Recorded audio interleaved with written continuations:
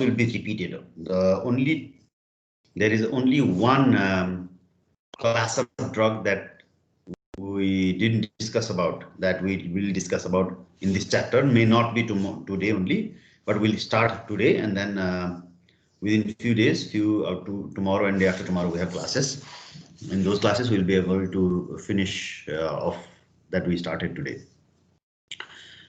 Overall, the drugs will be very similar. Okay, ACE inhibitors, vasodilators, and other drugs, beta blockers, diuretics. All those drugs we have already learned from in hypertension. Okay, with this congestive cardiac failure, only type of drug that we'll be talking about is inotropic drug, the group of drug that is called digoxin. Okay, digitalis. Still in the same group, inotropic drugs, we have already learned about beta agonist drugs like dopamine. That will also be used over here. Okay. I hope you are able to visualize my presentation slide. Are you? Yes, sir. Okay. So basically, what is congestive heart failure? Congestive heart failure, the name itself is quite explains itself. Congestive, that means congestion, something is getting stuck. Okay, so what do you mean by congestion in the traffic? It means you have lots of traffic jam and you are very taking time to move around because of too many cars in the road, and because of the speed it's not going on, you get stuck. The same thing happens in the congestive heart failure, but that thing happens with blood. Okay, so blood is not able to move adequately, the reason being the heart. Okay, there might be other reasons why the blood is not flowing. One of the reason is the ischemia that we talked about. That ischemia, because of that ischemia, in certain organs the blood was not able to flow properly because of obstruction. In princemetal angina, it's vasospasm, coronary vasospasm. In normal angina, it's blockade from atherosclerotic patch or some sort of thromboembolic disease. Here, it's not because of the blood, but it's because of the heart. You know, job of the heart is to pump the blood. Okay. So what exactly is this? So it's very famous for in educational institutes and hospitals to explain by using this donkey analogy. Okay, so you can see the figure over here. So the donkey is sweating, huffing and puffing to pull this cart full of this big sack weight. Okay, so you can imagine this as heart being analogous to the donkey. Okay, so why I'm telling you this is basically, if you compare heart with something else, there is hardly anything that you can compare your heart with. Okay, so what is this basic?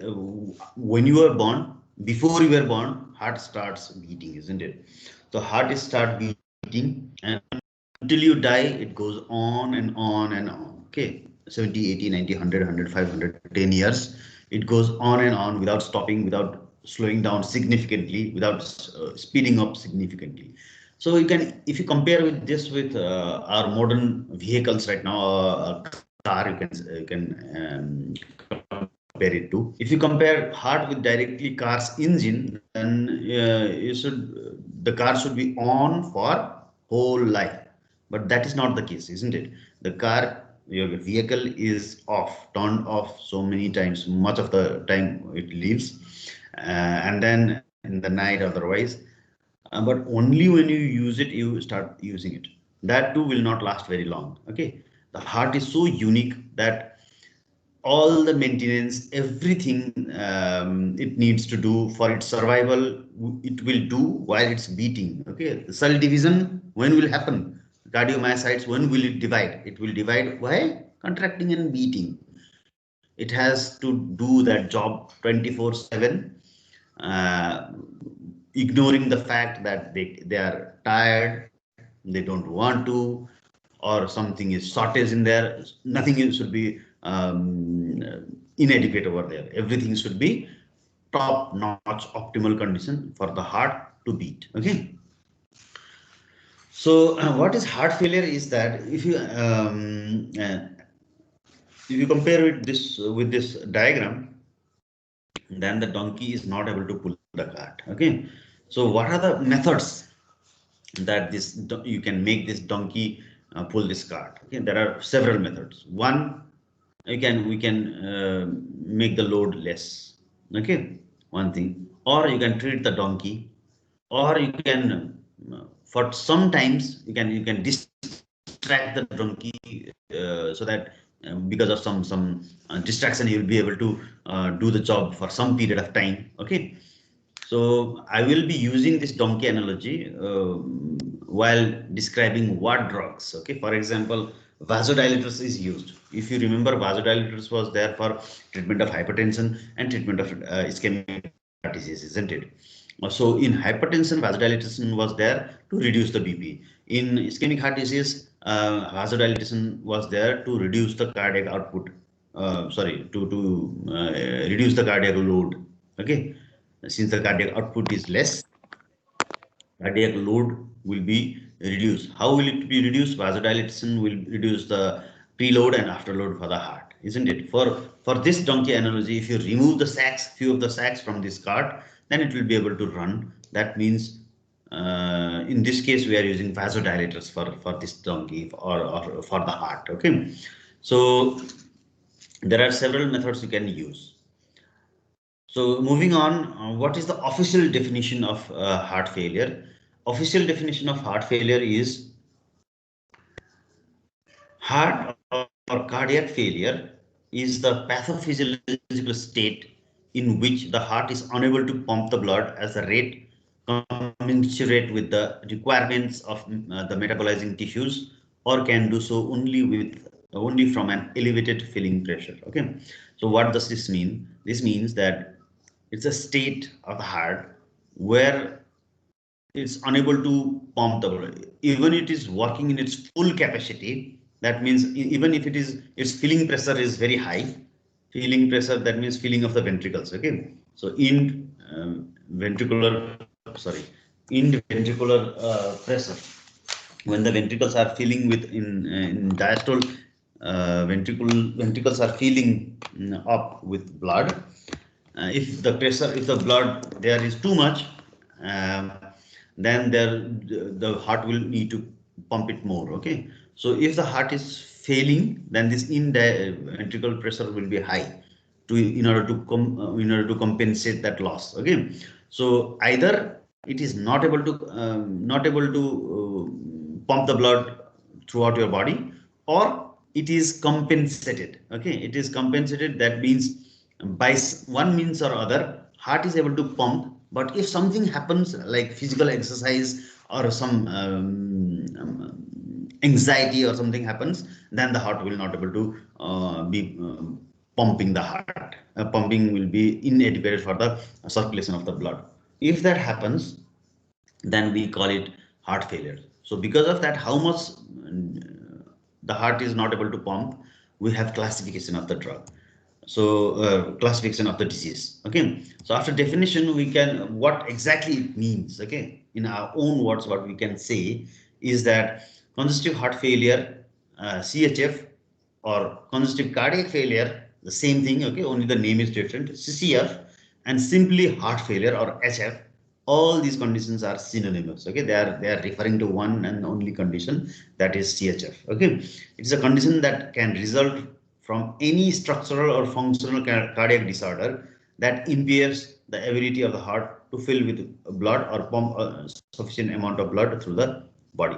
So either heart is not getting full volume of blood back. Okay, after one beat, it needs to get the full volume of blood back to the heart so that it can pump it again. Either the feeling is not adequate because of the pumping failure, or it's not, or because of pumping failure or any other functional cardiac failure. Either it's not able to pump, or either it's not able to fill the heart. So if it is not able to pump, we call it systolic failure. Okay, if it's not able to fill properly, then it's diastolic failure. Okay, heart failure might be systolic, diastolic. If you go through details and you learn in senior classes, there are many types of heart failures. Okay, right-sided heart failure, left-sided heart failure, um, ventricular failure, atrial failure. Okay, forward failure, backward failure. So many failures are there, but we are not going to go detail in that and those diagnosis. But we'll be talking about the treatment and how we can treat. Okay. So what happens with the heart? The one very famous or one very broad type of classification is systolic failure and diastolic failure. I just talked about it. Okay. So this figure here shows you three types of positions of the heart. Okay. One is normal. The first one you can see, this is normal. Uh, the normal one. So normal here you can see in the so this is feeling, it's not pumping phase, and this phase the heart is in diastole and the heart needs to be filled with blood. Okay, in this case in normal what happens is the filling with from atria to ventricles is happening here, and it is will fill normally with the blood. Okay, so adequate amount, not too stretching the heart muscle, neither it's too less. Okay, the optimal amount of blood is there inside. Okay, and in normal when there is systole, our heart will be able to pump 60% of the blood. Okay, 40% of the blood will remain because it cannot go empty, because you can see here this ventricular wall is squeezing the blood out, but still the cavity is there. So in this cavity residual volume will be there. How much residual volume? Normally it's 40%. Okay, only 60% of the blood that is filled in the ventricles will be able to heart will be able to pump them out normally. Okay, in systolic dysfunction, what happens is that in systolic dysfunction, ventricles pump out only 40 to 50% of the blood. That means less percent of the blood, because of inability of the heart muscle to pump. Okay, so the enlarged ventricles will fill with blood. That means here sometimes enlarged, maybe not enlarged, but the blood will fill either normal or more. Okay, it won't be less in systolic dysfunction. Either normally it will fill in diastole or it will fill more than needed. Okay, but in the systolic phase of the heartbeat, ventricles will pump out only 40 to 50%. So it will be inadequate for this for the heart for your circulatory system. Okay, what is diastolic function? In diastolic system failure, the heart may pump more than or about 60% like normal, but the in the diastole phase it is not able to fill properly because of hypertrophied muscle. This is what happens in cardiac hypertrophy. Okay, guys, the muscle mass is so big and hypertrophied that the cavity inside is very less. Okay, cavity here you can see, you can compare it with normal or even systolic dysfunction patient. The cavity here is far larger, far smaller than other normal and other conditions. Okay, in diastolic dysfunction. So because of that, diastolic dysfunction, uh, since the blood is lesser than normal, even if 60% is pumped out, it will still be inadequate. Okay, these are the two types of systolic and diastolic dysfunctions, and we are going to learn how to treat and what other clinical symptoms and effects we can see with this disease. Okay, so with clinical symptoms, I can classify them into two broad parts. Okay, one, right-sided failure. What do you mean by right-sided failure? Right-sided, what is the function of right-sided heart? Right-sided heart, the function one number first function is to receive. Right-sided means right ventricles and right auricles. Okay, right auricles is going to receive the blood from the venous system, isn't it?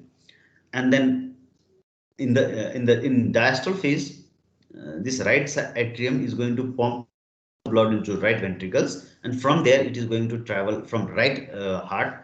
It is going to pump the blood where? Not to the systemic circulation, but to the pulmonary circulation. If you remember, if you know that. So, and because of this pulmonary circulation compromised pulmonary circulation, we call this cor pulmonale. Okay, that means the heart will be enlarged. Right-sided heart will be slightly enlarged, and the left-sided heart. And what will be the symptoms? One thing, the symptoms will be that if right-sided heart failure is there, your venous system is not draining all the blood to the heart, isn't it? So where is the blood? Where is the pooling of the blood? That means it is in the venous system, venous pooling system, because the the blood is not returning to the heart in the diastolic phase. Okay, so if there is accumulation of large volume of blood in the venous system, then and it is not able to go back to the heart and go to the systemic circulation, the speed of the blood is too slow, then you will start seeing increased venous pressure. Okay, if you measure the venous only pressure, then this will be increased. You can see fatigue. Why fatigue? Because the heart is not pumping the blood to the lungs, and lungs, you know that it is there to provide what? To provide oxygen to the body. So since the blood delivery of the blood to the lung is not adequate, the gaseous exchange is not happening properly. That means you are getting tired very fast. Okay, ascites and enlarged liver and spleen. This is all because of venous pooling. Okay, this liver and other internal organs, they have to drain the blood to the venous system, inferior vena cava. Okay, from there it needs to go to the heart. But since the veins are incompatible of bringing this blood back adequately to the heart, there will be accumulation of blood in the liver, and it will start losing water to the interstitial tissues. Okay, lots of high pressure in the veins. Because of that, fluid will escape out of the blood vessels to the tissues. So if that happens, if it starts leaking into the peritoneal cavity, then ascites you can see. There will be fluid in the peritoneal cavity, enlarged liver and spleen because of escaping of fluid into the matrix of these organs. So they'll seem to be enlarged. Okay. So what might be the cause of this? This might be because of secondary to chronic pulmonary problems. Okay. So since the blood vessels in the lungs is so constricted because of fibrosis or other pneumonia or any other lung conditions, this might arise. Okay. Distended jugular veins will be there, veins, anorexia, complaints of GI distress, weight gain because of this edema. Okay, and dependent edema. What do you mean by that? Dependent edema, wherever your part is lower, that means wherever the gravity is pulling it more, that part will have more edema. If you sit down with your legs on a chair with your legs down, then your legs will start swelling up. If you lie down, your back will have edematous conditions. Okay, this is what right-sided failure is all about. Okay, so when will be the left-sided failure? It seems to be that this condition will be more severe. Okay, both of the conditions are severe, but once left-sided failure starts, right-sided failure starts, the left-sided failure will start shortly. Okay, and in some cases, most common type of failure is left-sided failure. Okay, so what here happens is that since the heart, left-sided heart receives the blood from the lungs, that means the edema here will be where? Peripheral, in the lung. This is pulmonary edema.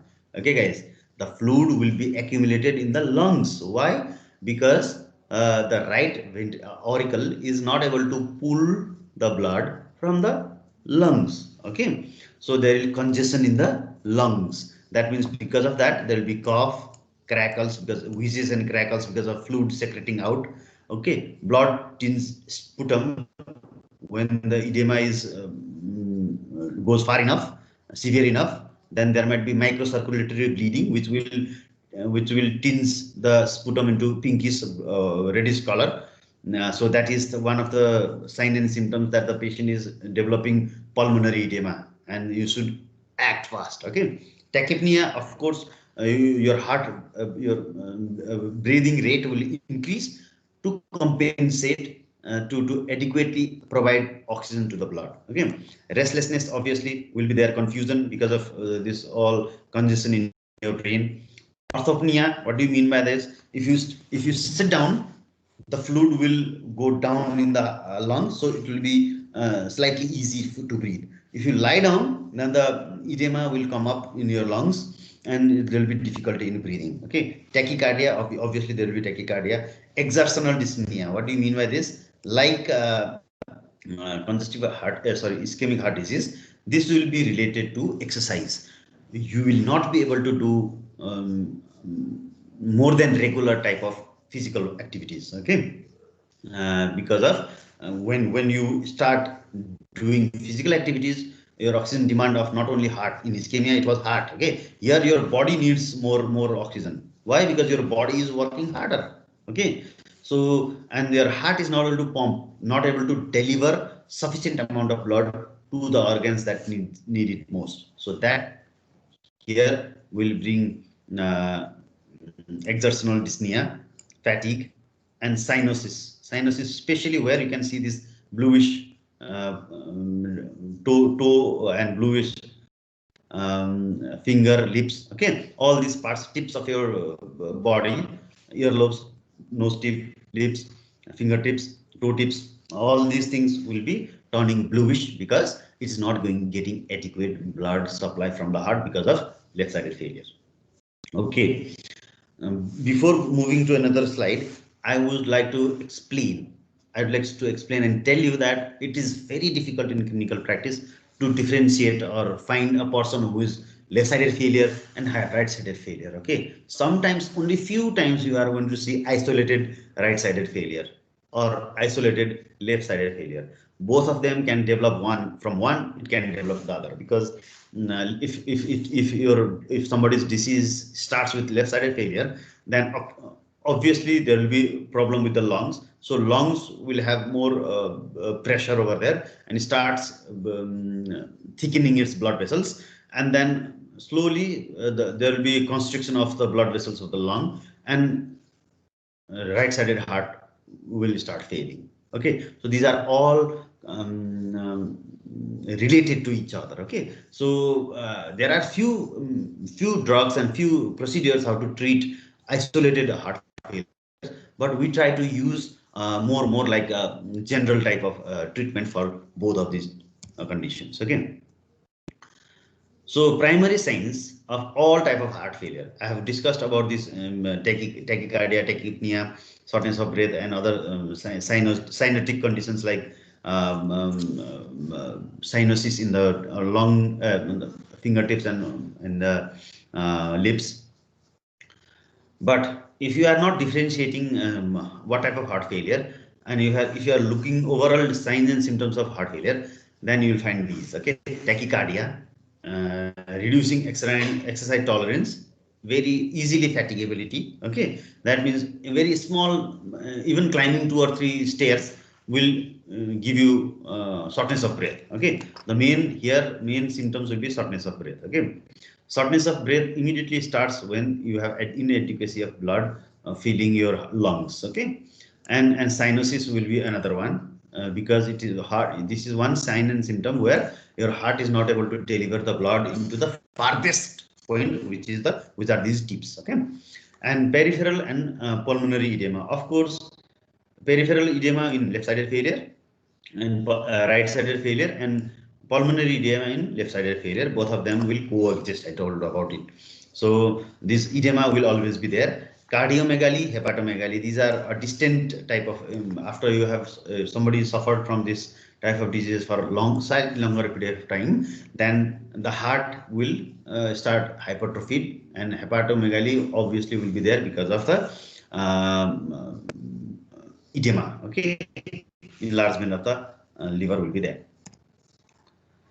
So what are the reasons? This reason is that the first two, tachycardia and decreased exercise tolerance is because of decreased cardiac output. Okay, the heart is the sole culprit over here. The heart is not able to pump, so cardiac output is reduced. Since the cardiac output is reduced because of it will tend to decrease your BP, and prophylactically or you can say reflexly, the reflex tachycardia will be there. Okay, the heart, your body wants to maintain the BP up level, so it will start pumping it more fast. Okay, since it is not able to pump in adequate amount. And exercise tolerance, again the same thing is there. Since it's not able to pump, you are not able to do vigorous exercises. Shortness of breath and cyanosis because of compensatory mechanism. It's not because of heart. Shortness of breath is entirely not heart at all. Okay, shortness of breath is because of lungs. And why lungs is involved over here? Because your blood is now hypoxemic. Since your heart is not pulling the pushing the blood effectively into the lungs, your blood is not able to get oxygenated in adequate amount. To compensate that, your breath is being now faster. Cyanosis, why cyanosis is there? Your body's peripheral non-needed areas vasoconstriction starts. Why vasoconstriction in non-life important organs?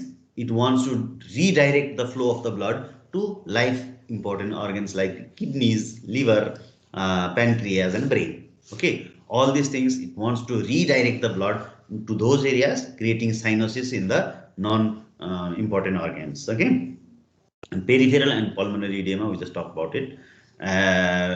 This edema is also there by compensatory mechanism. How it is compensatory? You have increased pressure in your veins. Okay, increased pressure in your veins. That means the blood is not able to adequately move, and it is being accumulated in the venous system. So, since it is getting heavier and heavier, the water wants to leak out of the blood vessels. If that happens in peripheral tissues, then you get peripheral edema, which is also a way to reduce the circulating blood volume to shed the water out of the blood vessel. Okay, and if it is in the lungs, you get pulmonary edema. Okay, the interstitial, the tissue of the lungs will be flooded with water that exits out from the blood vessels of the lungs. Okay, and cardiomegaly, hepatomegaly, again cardiomegaly, it needs to pump harder and harder. So the hypertrophy of the muscle happens over there, and it gives you cardiomegaly, and the hepatomegaly is also same, that the blood vessels in the liver is dilated and it leaks water into the hepatic cells. That is why there will be hepatomegaly. Okay, guys. So you remember, it seems to be not very severe type of problem, but mind you, this exercise tolerance and shortness of breath, even after very mild physical exercise, is very annoying to the patient. Okay. Huh? Okay. I will come in 1 minute. Okay, guys.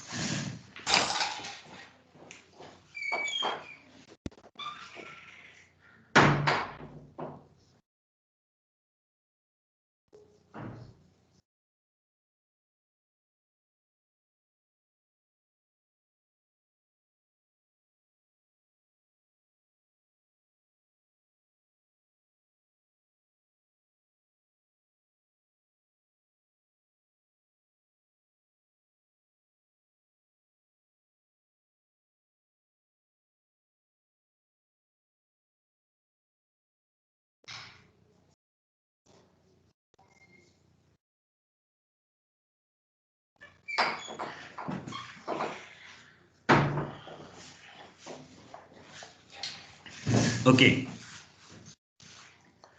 So the chart we are now seeing in your screen is the classification by New York Heart Association. Okay, from USA. This is the largest heart association, which gives instructions and definitions and plans to treat. Okay, so according to this, there are 5 classes: class 1, class 2, class 3, and class 4. 4 classes, sorry, 4 classes. And Class 1 is the mildest one, and you can say it's almost healthy. Okay, in many cases, even healthy persons will be categorized in class 1 heart failure. Okay, no limitation of physical activity here. Even high level of physical activity can be performed. Ordinary physical activity does not cause undue fatigue. Ordinary physical activity, what do you mean? You mean for us, for normal people, uh, climbing few stairs, okay, walking briskly, okay, doing all sort of home and office work, normal work. All these ordinary physical activities will not cause anything, no problem. Uh, there will be no problem, but with some very increased, that means if you run around 5 kilometers, 2 kilometers, which you are not used to in normal life, then you will get some palpitation and some dyspnea, isn't it? You yourself, me myself, if you do some sort of physical exercises that you don't do regularly, then you will have shortness of breath. Obviously, if you climb that mountain over here, then you will get some physical, some palpitation as well as dyspnea. So that can be classified as class 1. This is almost healthy. Okay. Class 2 is slight limitation of physical activity. Ordinary physical activity, day-to-day work, results in slightly fatigue, palpitation, dyspnea, or angina. Okay. Sometimes it can precipitate ischemic heart disease. So that sort of person, like climbing 5 or 6 stairs, floors, okay, slightly limited, okay, not completely limited. Even these people are also they consider themselves as normal, okay, until and unless they are going to the hospital and then being diagnosed, these people might feel themselves as normal, non heart failure patient. The third one is the one, class 3 is the one which most of the people will seek advice, and they feel that they are having some problem. That limitation of physical activity. They are, when they are not moving, they are just sitting in the chair and working office work and other thing. Then they might be comfortable, but less than ordinary physical activity. For example, climbing one stair, one floor, half a floor. Okay, one floor, and there is already fatigue and palpitation and dyspnea. If that is the case, then people think that I have some problem. People themselves will start thinking that this is a problem. So that is somehow the first stage, you can say. Class 3 is even obese people, like obesity people having large body weight for their height. These people can have class 3 heart failure. Okay, so these people will be very comfortable, not a problem to watch movies and sit down and talk casually, no problem. But any heightened physical activity will result in heart failure. Okay. The fourth one is unable to carry on any physical activity without discomfort. So the person is sitting down and he wants to write something, or he wants to climb 2 steps up. Okay, already he has physical discomfort. Okay, symptoms will be seen, and this cyanosis and other symptoms will be there even at rest. Okay, there might be no orthopnea or some tachypnea. The respiratory rate will be normal in that case, but there will be some signs and symptoms of heart failure even at rest. Okay, with any physical activity, symptoms will increase. So you have some features, some symptoms where while you are at rest. As soon as you start your physical activity, the symptoms will appear. The more severe symptoms will appear. This is what we call class 4, and class 4 is the most dangerous one, and it has the ability to take lives on its own. Okay, so what are the causes? Like other symptoms, this heart failure, like fever, heart failure is not a sole disease. Okay, it is not by itself a disease. It is a symptom of some other problem. Okay, for example, ischemic heart disease. We have got ischemic heart disease, and because of this constriction of blood vessels, because of constriction of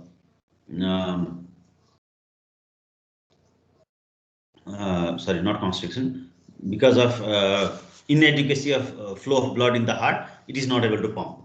Okay, maybe for temporary basis or anyhow. But how to treat this case? If you treat ischemic heart disease, your heart failure will be treated. Same is the case with hypertension. Because of increased blood pressure, the heart is not able to adequately pump everywhere. Okay, so that one is one of the cause of heart failure. So in this case, if you treat hypertension, the heart failure will go away. Valvulopathies like rheumatic heart diseases and other regurgitating or stenosis of some or all of the heart valves will create hindrance in flow of the blood, isn't it? If it is stenosis, then the blood will not pass through the valves. If it is regurgitating, then the backward movement of the blood flow in the heart will give you inadequate pressure. Okay, so that might be the cause. This valve stenosis and inadequacy might be the sole cause of heart failure. Okay, not only that, cardio, and if you treat these valvulopathies, then the heart failure will go away. Cardiomyopathies is non-infective or non-inflammatory diseases of the heart muscle. Okay, so it might be hypertrophied cardiomyopathies, or it might be dilated cardiomyopathy, it might be normal cardiomyopathy. It might be because of some genetic factor or some drugs abuse or some other conditions which will cause the decreased functionality of your heart muscles. Again, it is not able to contract adequately, and there are several causes for this. Okay, and these cardiomyopathies will be classified as non infective or non inflammatory. If it is infective or inflammatory, then we call it myocarditis. You can see this is the other one. So if there is no inflammation and no bacteria or virus or anything in blood, then it is called cardiomyopathies, and the condition might be very similar.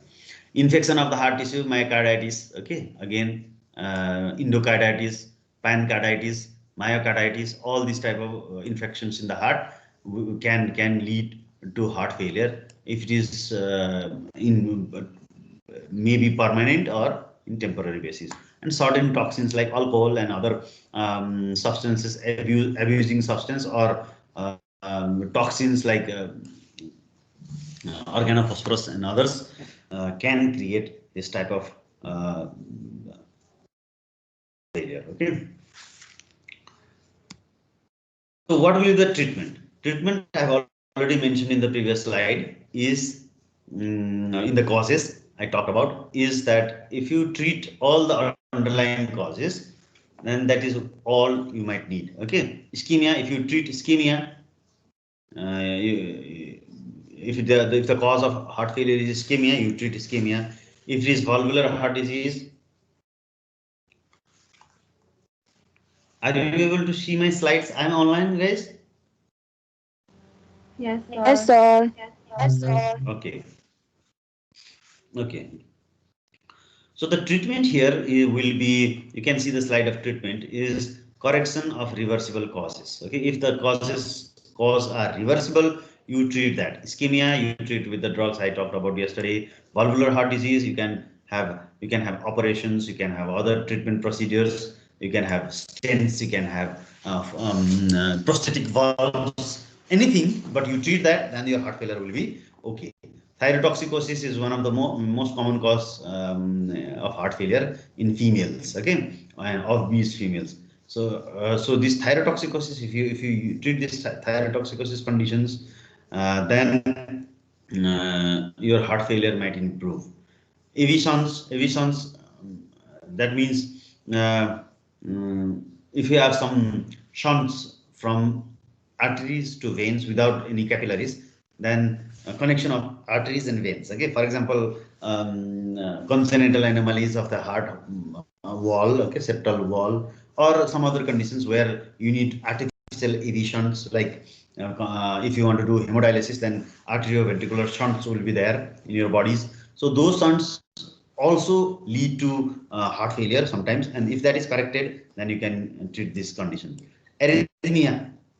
Any type of arrhythmia can cause heart failure. So if you have if the treatment is reversible, if the treatment is available, then you can treat this arrhythmia with beta blockers and other anti-arrhythmic drugs. Then you can prevent or treat heart failure. And certain medications, calcium channel blockers. Okay, one question I want answers from you. Okay, tomorrow I'm going to ask this question. So many vasodilators are used for treatment of congestive cardiac failure, but not calcium channel blocker. Okay, so you can see medications, calcium channel blocker, if you may lead to left ventricular failure by itself. Though it is a vasodilator, AC inhibitor can be used, nitroprusside can be used, but calcium channel blocker cannot be used. Why? I'll tell you tomorrow if you don't answer me, but tomorrow you have to answer this question to me. Okay, guys? You go through this. And some antiarrhythmics, some antiarrhythmic drugs also will cause some problems in your heart. They will compromise the pumping. These drugs should be avoided. If you do these things, then this is the treatment of heart failure. Remaining now condition is to treat is the conditions where you don't have any of these causes. Okay, or the causes is not treatable. Okay, those cases you only treat cardiac failure. Okay, either you don't know the cause, it may be congenital, or you don't know it what it is. Okay, you don't know the cause and you can't find the cause, then what will you treat? So you have to treat that disease. Okay, you have to treat cardiac failure with the drugs I'm going to talk about. Or you know the cause, but you can't correct it. Okay, so then again you can need to use these drugs. And one another thing I want to go before starting this non-pharmacological measures. This is the slide you are seeing now is the non-pharmacological measure for treatment of congestive cardiac failure. Okay, before going into this, I want to tell you that it's not treatable. Okay, if once the it's dependent in some other disease and you treat that disease, then cardiac failure will go away. If it is not dependent, then it's only to improve your conditions. Okay, but you cannot make the heart beat again like it was when it was not diseased. Okay, so what we can do here is, first thing we can do is, like in hypertension, salt restriction. Restriction will have two benefits. One, the overall salt concentration in your body will make your blood vessels, if you decrease the overall salt concentration in your blood and tissue, it will decrease the flexibility, it will increase the flexibility of your heart, of your blood vessels walls. Okay, so it can dilate and constrict adequately normally. If the salt always will increase the tension of your blood vessel walls. Okay, so it will tend to vasoconstrict. That is one. Another, overall salt level, if it is restricted, then the circulating volume of the blood will be restricted. You know that one salt molecule always is combined with molecule of water, and then if water goes out, salt will go out. If the water comes in, salt will retain. Okay, so that is what your blood volume of circulating blood will decrease if you have this salt restriction. Both of the cases, heart will feel easier to pump.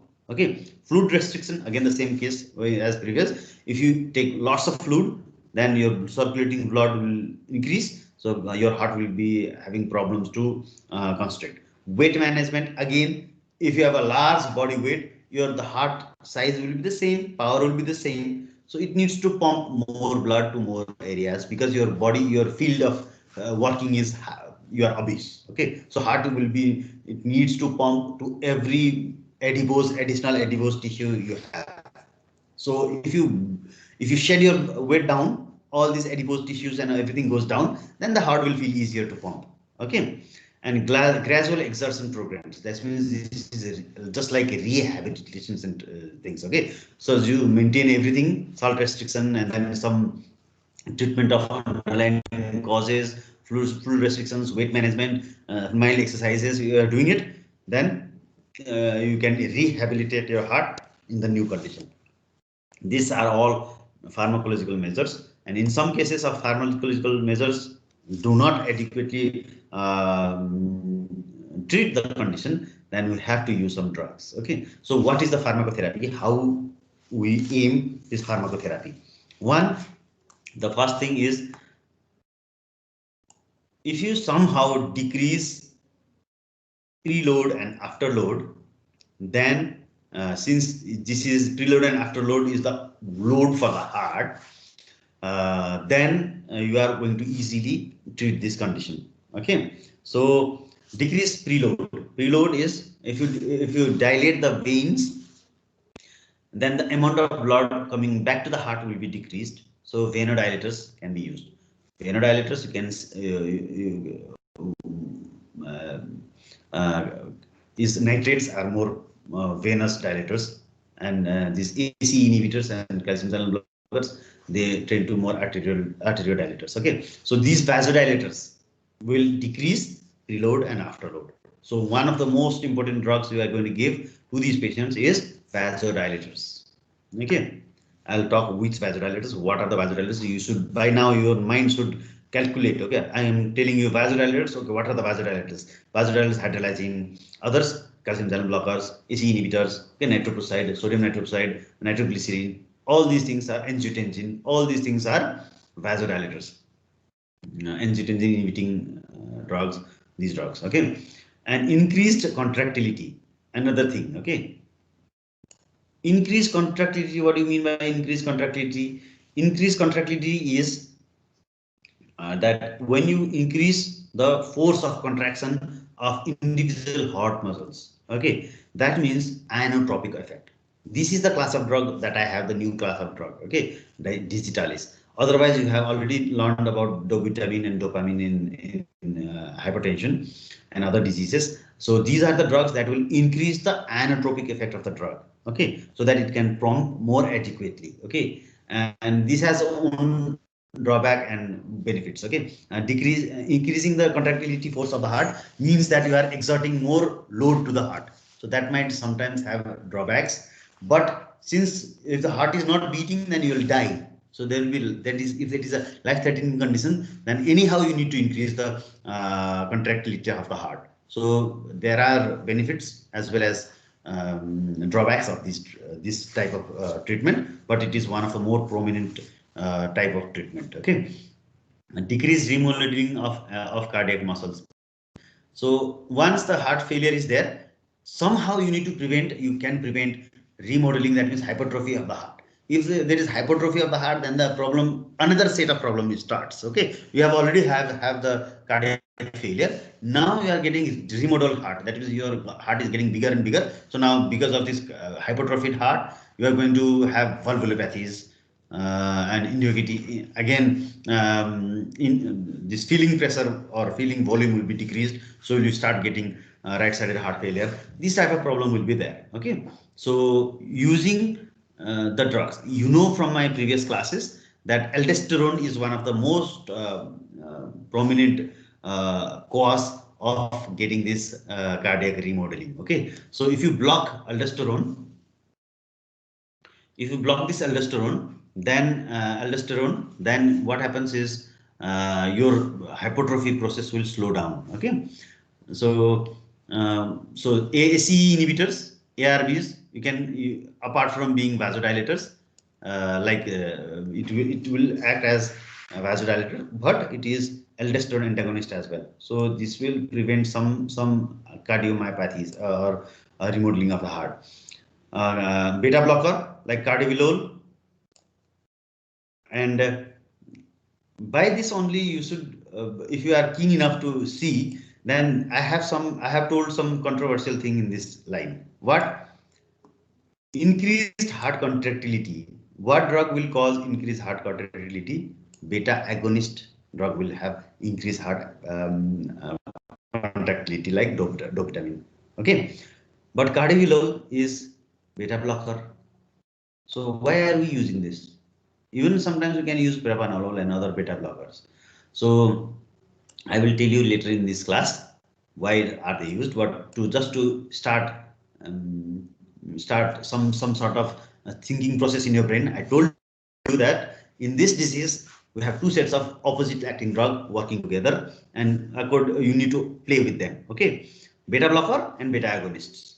So very strange that in one disease you are using both beta receptor blocker as well as beta receptor activator, agonist and antagonist, both of them being used in one disease. Okay, so I will explain it in the coming class. You just go and have a look why I'm saying this. Okay, spironolactone is diuretic. Okay, again this is also vasodilators. It will reduce the amount of blood because it is diuretic agent.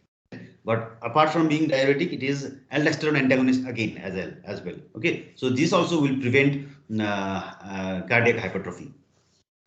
Last but not the least is inotropes. These are more beneficial in management of acute CHF. What do you mean by inotropes? This is increased contractility drugs. Okay, and I told you that increased contractility might sometimes be problematic. So only use this in acute CHF. In chronic phase of CHF, there are no acute symptoms. Don't use this drug. I'll explain you this in the coming slide. Okay. So this is the classification that I want to give you before ending this class. Okay. So goals of drug therapy I just told you about. This is the classification. So inotropic drugs, and if you go through the detail carefully, then only this group of drug is unknown to us. All the other drugs we already know. Okay. So inotropic drug digitalis, which will increase the force of contraction in your heart, is the new drug digitalis. Dovitamin beta agonist and amrinone milrinone is phosphodiesterase inhibitor. I'm going to talk about all this. Do you remember yesterday's phosphodiesterase inhibitor? Anybody? We talked about phosphodiesterase inhibitor yesterday. Can you name one? One of you, can you name that? Sildenafil. Sildenafil is there. But yesterday, yeah, some other was talking about dipyridamole. Yes, sildenafil is not is also a phosphodiesterase inhibitor. But here, in cardiac, in yesterday's class, the use was not there. Okay, only I talked about we cannot use it together because of its interaction with each other. But dipyridamole is the one that has potential to bring benefit in the heart, but we cannot use it. Okay.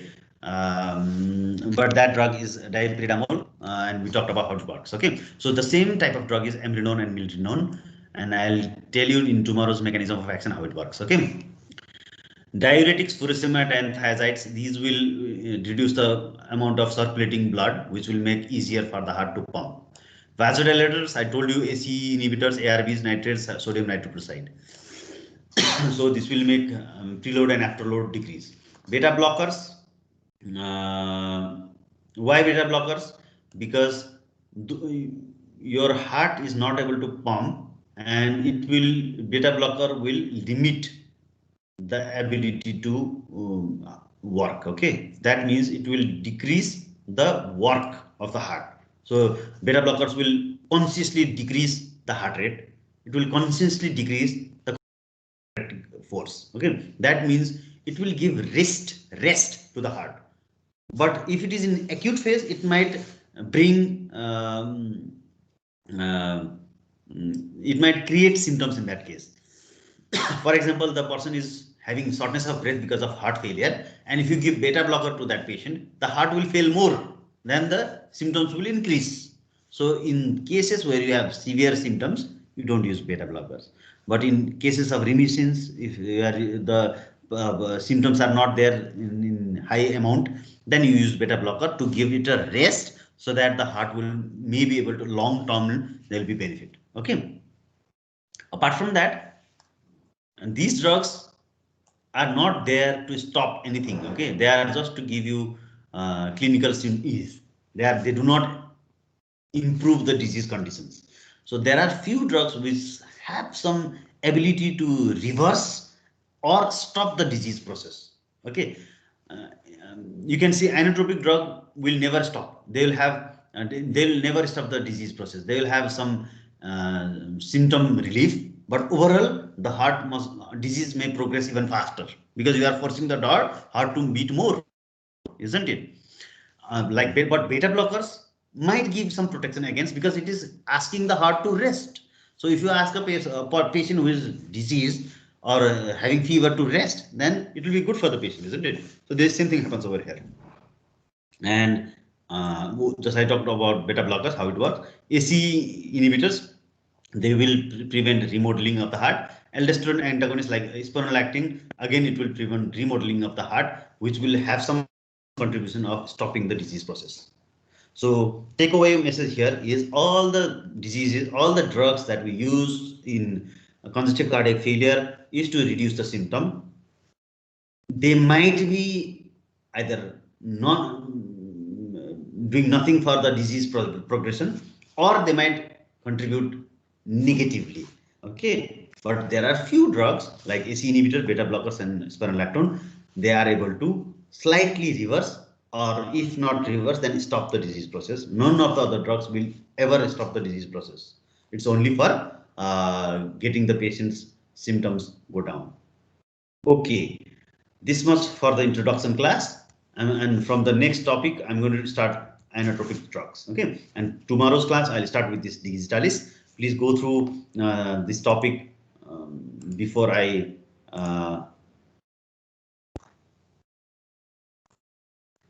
do something, before I give you this